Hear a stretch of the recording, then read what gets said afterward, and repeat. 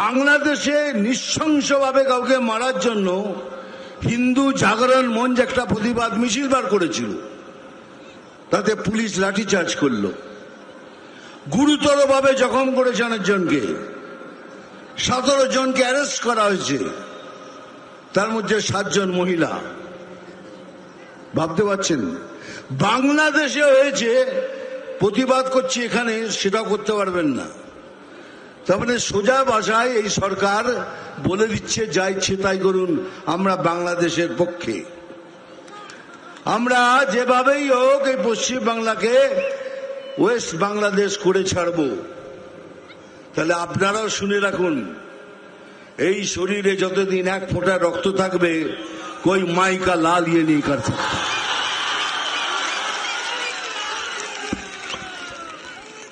আর সেদিন আসছে, খুব তাড়াতাড়ি আসছে। আপনাদেরও বলে রাখি, যে যেভাবে আপনাদের সাথে ব্যবহার করবে ঠিক সেইভাবে তাদের ব্যবহারের উত্তর দেবেন, তা না হলে এরা সোজা হওয়ার লোক নয়। এরা তো দুর্নীতি করবে, এরা তো ওরা জীবনে যখন পয়দা হচ্ছে, জন্ম নিচ্ছে, বলে ওরে তোদের ঘরে আর একটা দুর্নীতি জন্ম করেছে, এখন এই জায়গায় দাঁড়িয়ে রয়েছে। কিন্তু একটু ভাবুন, এটা তো আমাদের বাংলা, এটা তো আমাদের পশ্চিম বাংলা, বাঙালির বাংলা, হিন্দুদের বাংলা। যদি এরকম কিছু হয় তাহলে আমরা কোথায় যাব? ওদের তো অনেক দেশ আছে চলে যাবার, আমরা কোথায় যাব? দেখুন, কিছুদিন ধরে আমার মনের মধ্যে একটা উচ্ছ্বাল তরঙ্গ চলছে, মনটা ভালো নেই।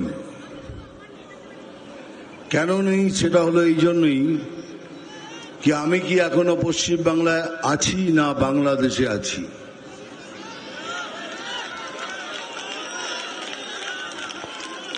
কেন না, তাহলে এরকম কেন হবে?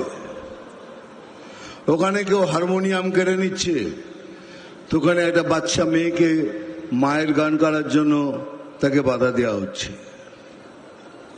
মায়ের গান করাতে বাধা দেওয়া হচ্ছে। এমন কোন ধর্মীয় বই নেই যেখানে লেখা নেই, এখানে সব জায়গায় লেখা আছে যে মায়ের পায়ের নিচে স্বর্গ, मां के पैरों तले जन्नत है। अगर তাই যদি হয় তাহলে মা সাম্প্রদায়িক হলো কি করে? এই জন্য হচ্ছে এখানকার সরকার ছুট দিয়ে রেখেছেন। আমরা কিন্তু বারবার বলছি আমরা মুসলমানদের খিলাফ নই, আমরা ভারতীয় মুসলিমদের এগেনস্টে নই, আমরা ওই মুসলিমদের এগেনস্টে যারা ভারতের ক্ষতি করতে চায়।